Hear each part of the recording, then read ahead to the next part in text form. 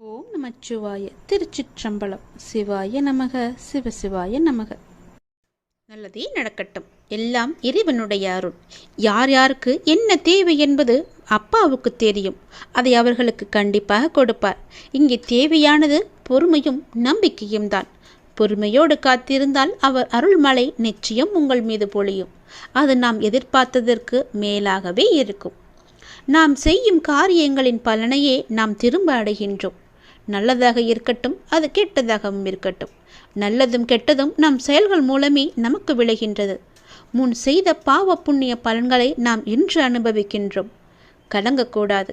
நான் இருக்கிறேன் என்று உன் மீது நம்பிக்கை வைக்க வேண்டும். என் மீதும் நீ நம்பிக்கை வைக்க வேண்டும். உன்னோடு எங்குமே எப்போதுமே நான் இருக்கிறேன் என்ற நம்பிக்கையை நீ வைக்க வேண்டும். நீ சொல்லாமலேயே உன் பிரச்சனைகளை நான் அறிவேன். எந்த ஒரு மனதில் அன்பும் அக்கறையும் நிறைந்திருக்கிறதோ அந்த மனம் பிறர் துன்பம் உணரும் தெய்வீகமாகும் என்பதை நீ உணர்ந்து கொள். நாம் செய்யும் காரியங்களின் பணையே நாம் திரும்ப அடைகின்றோம். நல்லதும் கெட்டதும் நம் செயல்கள் மூலமே நமக்கு திரும்ப கிடைக்கின்றது. நீ இன்று ஒரு நல்லது செய்தால் அது பல மடங்காக நல்லது உனக்கு கிடைக்கும். எதிர்காலத்தில் நீ இன்று ஒரு துன்பம் சிறிதளவு செய்தால் அது பல மடங்காக பல துன்பமாக உனக்கு பெருகி வரும். அதனால் இன்றே நீ நல்லது செய்ய முற்படு. முன் செய்த பாவ புண்ணிய பலன்களை நாம் இன்று அனுபவித்துக் கொண்டிருக்கிறோம். கர்மா என்ற மூலம் கலங்காதே. நான் இருக்கிறேனே உன்னோடு எங்குமே எப்போதுமே. உன் வாழ்க்கையில் நீ எங்கும் எதையும் தேடிச் செல்ல வேண்டாம். உனக்கான அனைத்தும் நிறைந்த விஷயங்களாய் நான் உன்னுடன் இருக்கின்றேன். மற்றவர்களை நம்பி வாழ்வது சுயமரியாதை இல்லை என்று நினைக்கும் போது என் குழந்தை என்னிடம் மட்டும் உரிமையாக கேட்பதை பார்த்து நான் ஆனந்தப்படுகிறேன். நீ என்னை அப்பாவாக பார்ப்பதால் தானே என் மீது முழு உரிமை வைத்திருக்கிறாய். என் குழந்தைக்கு என்ன தேவை என்பதை நான் பார்த்து பார்த்து அள்ளி அள்ளி கொடுத்து வாழ வைக்கப் போகிறேன். அப்பா, எனக்கு பிறர் உலகப் பொருட்கள் மீது எல்லாம் எனக்கு கவனம் வேண்டாம். நான் உங்களையே எண்ணி வாழ வேண்டும் என்று நினைக்கும் என் பிள்ளையை என் உயிராய் நான் தாங்குவேன். உன்னை உனக்கான நிழலில் நான் வாழ வைப்பேன். உனக்கான சாம்ராஜ்யத்தை நான் உருவாக்கி காமிக்கின்றேன். அனைத்தும் உன் வாழ்வில் வெகு விரைவில் நடக்கப் போகிறது. நீ கேட்டது உனக்கு கிடைக்கப் போகிறது. உன்னுடைய வளர்ச்சி என்பது வானத்தில் மின்னும் நட்சத்திரமாய் ஜொலிக்கப் போகிறது. உன் சிரிப்பில்தான் என்னுடைய சந்தோஷம் இருக்கின்றது. உனக்கான வானமாய் நான் உன்னிடத்திலும் உன் வாழ்க்கையிலும் நான் எங்குமே உன்னை சூழ்ந்து இருப்பேன். உன்னை உன் வாழ்வில் ஜொலிக்க வைப்பேன். நீங்கள்தான் என் உயிர். உன் அன்பில்தான் என்னுடைய நிம்மதி இருக்கின்றது. உன்னை என் உயிராய் நான் காத்து கொண்டிருக்கிறேன். இனி எல்லாமுமாக உனக்கு நான் எப்பொழுதுமே இருப்பேன். நீ எல்லா வளமும் பெற்று சீரும் சிறப்புமாக வாழப்போவதை நான் கண்குளிர பார்க்கப் போகிறேன். உனக்காக உன்னுடைய எல்லாம் வல்ல இறைவன் நான் இருக்கிறேன். என் துணை என்றும் எப்போதும் எங்குமே உனக்கு என்று நீ சந்தோஷமாகவே வாழ்வாய். உனக்கு இன்ப நிலை நீங்கி துன்ப சுமையை சுமக்கின்றையே, அனுபவிக்க இன்னும் என்ன இருக்கிறது என்ற அளவில் துன்பத்தின் எல்லை வரை சென்று விட்டு வெறுமையாய் நின்று என் முன் எனது முகத்தை உற்று பார்த்து அழும் உன்னை நான் கண்டு கொள்ளவில்லை என்று நினைத்து கொண்டிருக்கிறாய். உன்னை நான் கரிசனத்தோடு தான் கவனித்துக் கொண்டிருக்கிறேன்.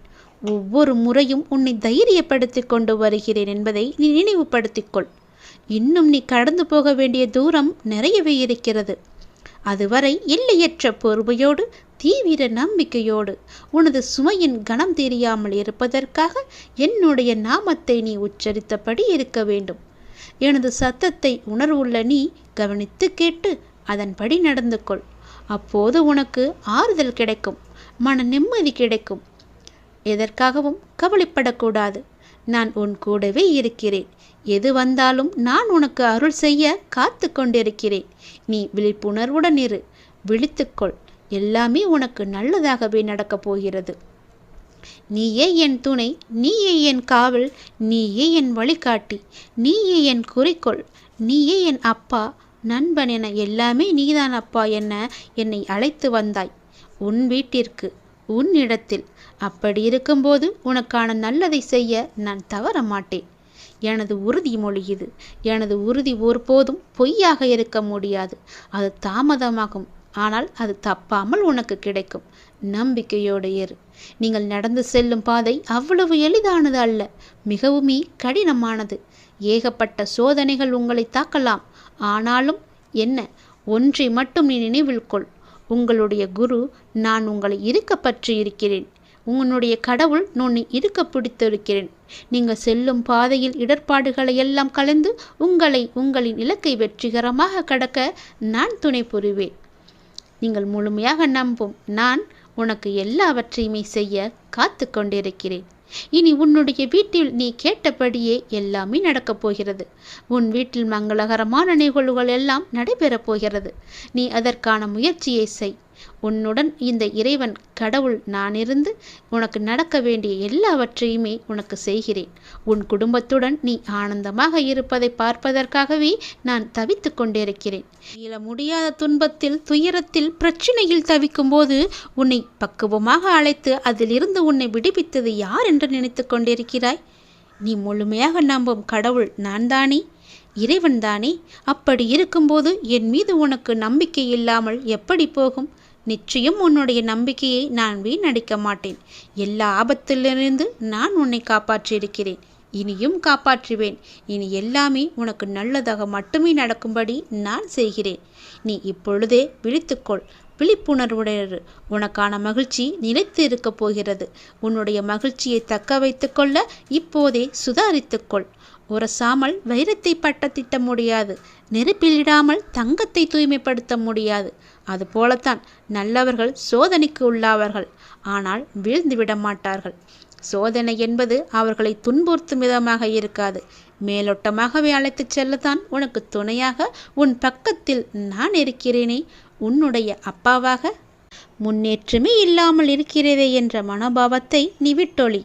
மெதுவாக முன்னேறுவது எவ்வளவோ மேல் என்ற நிலையில் பயணத்தை தொடரு. ஆளை கொள்ளும் கவலைகளை புறம் தள்ளி ஆளுமையை தரும் தன்னம்பிக்கையை ஆடையாக அணி. எளிதானதை நோக்கி செல்லாதே, சரியானதை நோக்கி செல். வாழ்க்கை ஒரு அற்புத பரிசு. அதை நீ மகிழ்வாக வாழ முயற்சி செய்யுங்கள், என்னுடைய துணையோடு. உங்களை தவிர வேறு எதிலும் நம்பிக்கை கொள்ளும் என் மனதை மாற்றுங்கள் என்று என்னிடம் நீ சொன்னி அழுதாய் அல்லவா? உனக்கும் எனக்கும் முன் ஜென்ம தொடர்பு இருக்கிறது. நம் பந்தத்தின் ஆழம் இது. ஜென்ம ஜென்மமாய் தொடரும் பந்தம். உனக்காக நான் இருக்கிறேன். எல்லாமே மாற்றியமைக்கப் போகிறேன். நலமோடு நல்வாழ்வு உனக்கு காத்து கொண்டிருக்கிறது. சுபமாய் என் ஆசீர்வாதங்களுடன் நீ நிம்மதியாக, நிறைவாக, மகிழ்ச்சியான வாழ்க்கையை நீ வாழ வைக்கப் போகிறேன். உன்னை நீ சந்தோஷமாக இருக்கப் போகிறாய். அதற்கு நானே பொறுப்பு. வாழ்க்கையை எல்லாவற்றிற்கும் ஒரு மாற்று கருத்து வைத்திருக்கிறது, மாற்றம் ஒன்றை வைத்திருக்கிறது. அது நமக்கு பிடித்திருக்கிறதா இல்லையா என்பதை பற்றியெல்லாம் அதற்கு கவலை இல்லை. சூழ்நிலைக்கு ஏற்ப நீ உன் மனதை திடப்படுத்த வேண்டும். 2 வார்த்தை பேச வேண்டிய இடத்தில் அதிகம் பேசுவது தவறு.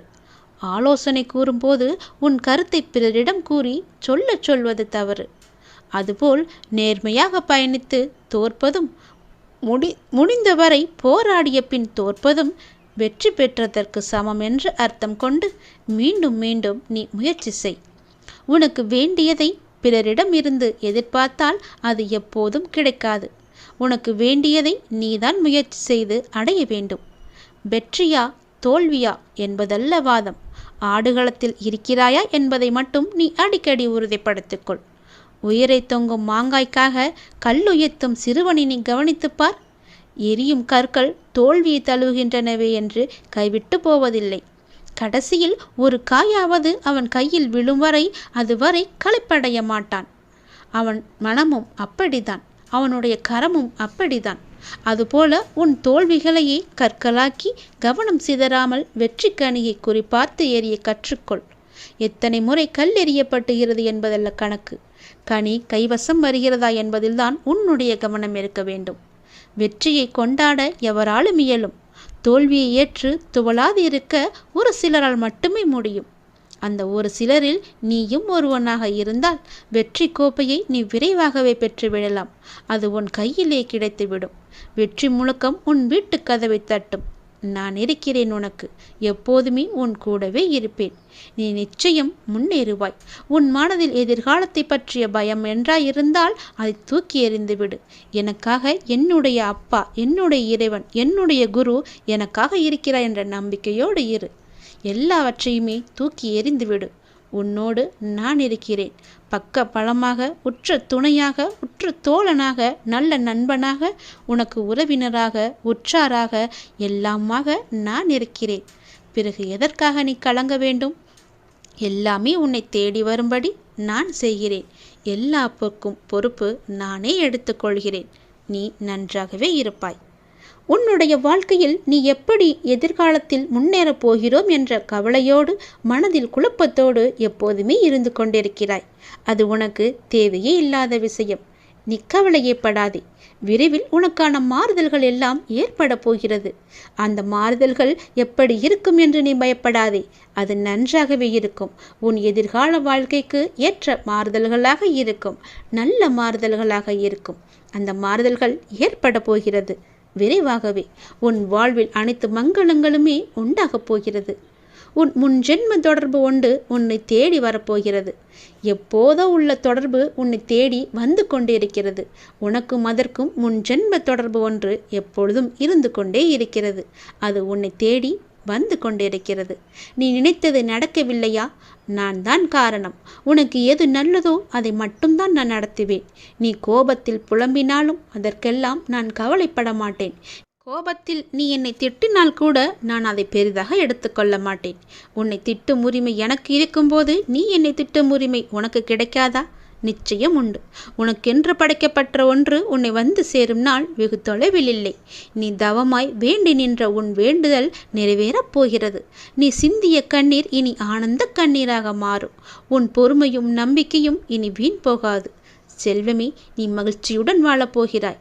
உனக்கானது உன்னிடத்தில் வந்து சேரும் நேரத்தை நீ நெருங்கிவிட்டாய். குருவை துதிப்பதற்கு மிஞ்சிய செயல் வேறொன்றுமே கிடையாது. குருவே மும்மூர்த்திகளின் அவதாரம். குருவின் மீது திட நம்பிக்கை இருந்தால் உனக்கு நல்லது மட்டுமே நடக்கும். ஒருவன் முழு மனதுடன் நம்பிக்கையுடன் என்னை நாடி என்னிடமே வந்தால் அவன் உடல் ஆன்மா இரண்டை பற்றியும் எந்தவித கவலையும் கொள்ள வேண்டியிருக்காது. நான் உன்னுடன் எப்பொழுதுமே இருப்பேன். உனக்குள்ளே இருப்பேன். உனக்கு புறத்தும் இருப்பேன். நீ எப்படி இருந்தாலும் என்ன செய்தாலும் அவ்வாறு நான் உனக்கு துணையாகவே இருப்பேன். தேவர்களும் பிறப்பெடுக்க விரும்பும் மானிட பிறப்பில் செய்வதற்கு எத்தனையோ இருக்கின்றது. இது தெரியாமல் மாயையில் திளைத்து பொறாமை, கோபம், துவேஷம், உதாசீனப்படுத்துதல் போன்ற செயல்களில் நாம் உழன்று கொண்டிருக்கிறோம். புனரபி ஜனனம், புனரபி மரணம் என்பது போல இந்த உலோகத்தில் பிறப்பதும் இறப்பதுமான சுழற்சி நடந்து கொண்டுதான் இருக்கும். எதற்காக இந்த மனித ஜென்மம் எடுத்திருக்கிறோம் என்று கேட்கிறார் ஒருவர். பல வகைகளில் வழி தவறி ஓடும் மனதை அவர் மீது வைத்து கவலை இல்லாமல் இருக்கும்படி கோருகிறார். வழி தவறிய மனதை அப்பாவிற்கு அர்ப்பணம் செய்ய வேண்டுமென்றால் முதலில் நம் மனதை நாமே கட்டுப்படுத்தி அதற்கு பிறகு பகவானுக்கு நாம் அர்ப்பணம் செய்ய வேண்டும். அவ்வாறாக நம்முடைய மனதை கட்டுப்படுத்த வேண்டுமென்றால் அது பூரண விசுவாசத்துடன் செய்யப்படும் பூஜை, பஜனை, பாராயணம், பலவிதமான வேள்வி பூஜைகள் என பலவாறு இருக்கிறது. அவற்றால் மட்டுமே முடியும். கலியுகத்தில் நாமஸ்மரணை மட்டும் போதும் என்கிறார் நம்முடைய கடவுள். கண்மூடித்தனமாக இல்லாமல் எனது பக்தர்களாக இருங்கள் என்பதை நினைவு கூறுகிறார். கவனத்தோடு மனதை ஒருமுகப்படுத்தி கொண்டு என்னுடைய நாமத்தை நீங்கள் ஸ்மரணம் செய்து கொண்டே வாருங்கள். உங்களுடைய வாழ்வில் எல்லாமே நல்லதாகவே அமையும். கடல் அலை போல 1000 துன்பங்கள் எனக்கு வந்தாலும் நான் விரும்பும் இறைவன் என்னை கற்றியம் கரை சேர்ப்பார் என்ற நம்பிக்கை உனக்கு முழுமையாக இருக்கிறது. அதனால் எந்த கவலை, எந்த துன்பம் வந்தாலும் உன்னை ஒன்றும் செய்துவிட முடியாது. நானே பார்த்து கொள்கிறேன். எல்லா பொறுப்பும் என்னுடையது. அப்பா இறைவன் நான் இருக்கும்போது உனக்கு ஏன் இந்த வீணான கவலை? எல்லாவற்றையுமே இறைவனிடம் செலுத்து. எல்லாம் நல்லதாகவே நடக்கும். நல்லதே நடக்கட்டும். அவசர முடிவுகளை தவிர்த்து பகவான் மீது நம்பிக்கை வைத்து அவரின் கட்டளைக்காக காத்திருப்பவர்களுக்கு கண்டிப்பாக ஏதோ ஒரு மனித உயிரின் மூலமாக உதவி செய்வார் கடவுள் என்பது நிச்சயம் உண்மை. சிலர் தங்களுக்கு அசாதாரணமான திறமையும் எந்த ஒரு கடினமான பணியையும் நிறைவேற்றும் இணையற்ற சக்தியும் இருப்பதாக கருதுகின்றனர். இந்த ஆணவமான பன்மையால் அவர்கள் செய்யும் எந்த பணியும் எதிர்பார்த்த பலனை தராது. தன்னம்பிக்கை என்பது நல்லதுதான், ஆனால் எல்லை மீறினால் அது ஆபத்தானது. மனித ஆற்றல் மற்றும் சக்தியின் வரம்புகளுக்கு அப்பால் தெய்வீக சக்தி உள்ளது என்ற உண்மையை பார்க்க வேண்டும். நம்மை குருடாக்கும் அகங்காரத்துடன் இணைந்த அகந்தை மனிதனின் வீழ்ச்சிக்கு பெருமையே. முதன்மை காரணம் அகந்தைதான். ஒரு குறிப்பிட்ட பிரச்சனையை எதிர்கொள்ளும் போது சிலர் அதை சமாளிக்கும் திறன் கொண்டவர்கள் என்று கருதுகின்றனர். பிரச்சனையின் தன்மையை புரிந்து கொள்ளாமல் அவசர முடிகளை எடுத்து பரிதாபமாக தோல்வியடைந்து நஷ்டத்தையே சந்திக்கின்றனர். ஆனால் நமது வாழும் கடவுளான இறைவனிடம் பிரார்த்தனை செய்வது மூலம் நமது பிரச்சனைகளுக்கு தீர்வு காண முடியும். நமது செயல்களில் வெற்றி பெற முடியும். கடவுளின் அருளையும் வெற்றியையும் அவசரத்தில் பெற முடியாது என்பதை நீங்கள் உணர வேண்டும். கடவுளிடமிருந்து நமது பிரச்சனைகளுக்கு சரியான தீர்வு கிடைக்க நாம் நம்பிக்கையுடனும் எதிர்பார்ப்புடனும் காத்திருக்க வேண்டும். ஒரு பூ பூப்பது அல்லது ஒரு பழம் பழுக்க வைப்பது கடவுளுடைய விருப்பத்தால் மட்டுமே சாத்தியமாகும். அது கூட சிறிது நேரம் எடுக்கும். அதுபோல நமது பிரச்சனைகளை சிக்கல்களை எல்லாம் தீர்க்கும் போது கடவுளுக்கு வழிகாட்டுதலுக்காக கொஞ்சம் பொறுமையாக நாம் காத்திருக்க வேண்டும். கடவுளின் வழிகாட்டுதல் நமக்கு தேவை என்று நினைக்கும் பட்சத்தில் நாம் பொறுமையாக நம்பிக்கையுடன் காத்திருக்க வேண்டும். எதிர்பார்ப்புடன் காத்திருப்பது தவிர்க்க முடியாதது. நாம் கடவுள் மீது உறுதியான நம்பிக்கையை வைத்து ஆழ்ந்த பக்தியுடன் பிரார்த்தனை செய்தால் கடவுள் நமது சிக்கலான பிரச்சனைகளை தீர்க்க கண்டிப்பாக உதவுவார். எந்த வேலையை செய்தாலும் சரி, ஒவ்வொரு கணமும் அசைக்க முடியாத நம்பிக்கையை கடவுள் மீது நாம் கடைப்பிடித்தால் பக்தன்தான் விரும்பிய மனோதாரங்கள் அனைத்திலும் நிறைவு பெறுவான். எந்த விஷயத்தையுமே எளிதாக செய்ய முடியும். சீக்கிரம் உங்கள் பிரார்த்தனைகள் அனைத்தும் நடக்க எல்லாம் வல்ல இறைவன் மீது பிரார்த்தனை செய்யுங்கள். இறைவன் மீது நம்பிக்கை வைத்து பிரார்த்தனை செய்து பொறுமையாக காத்திருங்கள். உன்னுடைய வேண்டுதல்கள் நீண்ட நாள் பிரச்சனைகள் என எல்லாம் தீரும் வரைக்கும் அந்த கடவுள் மீது முழுமையான நம்பிக்கை, அசைக்க முடியாத நம்பிக்கையுடன் பொறுமையாக நாம் காத்திருக்க வேண்டும். எப்போதும் அசையாத நம்பிக்கையுடன் நாம் இருக்க வேண்டும். நாம் சொல்லிவிட்டோம், நமக்கு செய்ய கடவுள் இருக்கிறார் என்ற நம்பிக்கையோடு அவர் மீது முழுமையான பக்தி கொண்டு நாம் காத்திருக்க வேண்டும். வாழ்க்கை என்பது எல்லோருக்குமே ஒன்றுதான். அது சற்று மேலும் இருக்கலாம், கீழும் இருக்கலாம். வாழ்க்கை என்பது ஒரு பட்டம் போல். அதன் நூல் உன் கையில் இருப்பதால் தான் அது நகர்ந்து கொண்டிருக்கிறது என்பது நினைப்பது எவ்வளவு தவறோ அதை போலத்தான் உன் வாழ்க்கையில் நடக்கும் சில விஷயங்கள் எல்லாம் கஷ்டங்களும் முடிவடையும் காலம் என ஒன்று வரும் என்று. வாழ்க்கையில் நீங்கள் பயணிக்கும் ஒவ்வொரு நாளும் ஒவ்வொரு பக்கங்கள். அவற்றுள் சிரிப்பு, கண்ணீர், சந்தோஷம், கோபம், கஷ்டம், வெற்றி, தோல்வி, ஆசை, நல்லது, கெட்டது என எல்லாமே கலந்துதான் நிறைந்திருக்கும். அந்த பக்கங்களில் நீங்கள் மட்டும் இடம்பெற மாட்டாய். எல்லா உறவுகளும் கதாபாத்திரங்களும் அதில் இடம்பெறும். அவர்களால் உனக்கு கிடைத்த அன்பு, கிடைக்காத அன்பு, நிலையில்லாத அன்பு, உண்மையான அன்பு என பல பரிமாணங்களும் அதில் இடம்பெற்றிருக்கும். அவை உணர்த்தும் புரிதல், ஒரு அன்பு விழுகும் போது ஏற்படும் வலி, ஒரு அன்பு கிடைக்கும் போது ஏற்படும் சந்தோஷம் என பல வருணங்கள் கொண்டது. இவற்றை எல்லாம் அனுபவிக்க விரும்பவில்லை என்றாலோ அல்லது அனுபவிக்க விரும்புகிறேன் என்று சொன்னாலோ இவை ஒன்றும் உன் கையில் கிடையாது. யார் உன் வாழ்க்கையில் அமைய வேண்டும், அது எப்படி தீர்மானிக்க வேண்டும் என எல்லாமே அந்த இறைவனுடைய அருளால். இதற்கும் எவற்றுக்கும் நீ காரணமில்லை. புரிகிறதா? உறவுகள் என்றால் சண்டைகளும் மனக்கசப்பு வருவதும் இயல்புதான். ஆனால் அதற்காக என் வாழ்க்கையை நான் தனியாக வாழப்போகிறேன் என்று சொல்வது அர்த்தமற்றது. முதலில் நீ கூறியபடி உன் வாழ்க்கையில் என்ன நடந்தாலும் அதற்கு என் சம்மதம் வேண்டும். அதனால் தனித்து வாழப் போகிறேன் என்று புலம்பாதி. கைகளை சேர்த்து வைத்து அடித்தால்தான் கைத்தட்டலின் ஓசை கேட்கும். தனியாக அடித்துப்பார், ஒன்றுமே உன்னால் செய்ய முடியாது. அதனால் நீ தனித்து செயல்படு. ஆனால் தனித்து வாழ்வதற்கு நீ யோசிக்காதே. நீ என் பரிபூர்ண அருள் பெற்ற குழந்தை. நீ நன்றாக வாழ வேண்டும் என்பதே என்னுடைய ஆசை. என்னுடைய ஆசை உனக்கு நிச்சயம் நிறைய ஆசையாக போகாது. உன் வாழ்வு ஜொலிக்கப் போகிறது. ஒருவர் பொருளறிந்து கூறினாலும் பொருளறியாமல் கூறினாலும் எந்த வார்த்தை எதை சுட்டுகிறதோ அது நடந்தே தீரும் என்பதை உணர்ந்து வார்த்தைகளை நீ பேசு. தீ சுடுவது போலவும் மலர்கள் நறுமணத்தை தருவது போலவும் வார்த்தைகள் என்பது சுடும், மனம் வீசும். இகழும் வார்த்தைகள் தன்னம்பிக்கையை கெடுக்கலாம். இடமற்ற வார்த்தைகள் விரிசலை ஏற்படுத்தலாம். கவனமற்ற வார்த்தைகள் காயத்தை கூட ஏற்படுத்தலாம். கசப்பான வார்த்தைகள் விஷத்தை கூட பாய்ச்சலாம். கடுமையான வார்த்தைகள் மனமுடைய செய்யலாம். காரமான வார்த்தைகள் பகை வளரச் செய்யலாம். கூறிய வார்த்தைகள் நெஞ்சை பிளக்கச் செய்யலாம். கேலியான வார்த்தைகள் தற்கொலையை கூட தூண்டலாம். சுடுகின்ற வார்த்தைகள் எரிச்சலை ஏற்படுத்தலாம். புறங்கூறும் வார்த்தைகள் மன அழுத்தத்தை கொடுக்கலாம். வன்மையான வார்த்தைகள் கோபத்தை விதைக்கலாம். வஞ்சனை வார்த்தைகள் வாழ்வையே கெடுக்கலாம். வார்த்தைகள் ஆள் மனதின் விதைகள். எண்ணங்களோ மொட்டுக்கள். செயல்கள் கனிகள். சுடு சொல்லால் சுருங்கி போகும் முகம், கடுஞ்சொல்லால் கருகி போகும் இதயம்.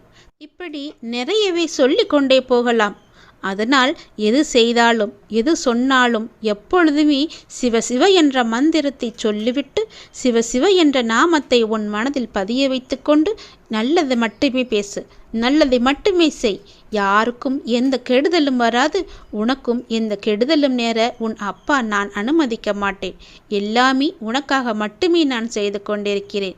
எல்லாம் உன் நன்மைக்காக மட்டுமே நடந்து கொண்டிருக்கிறது.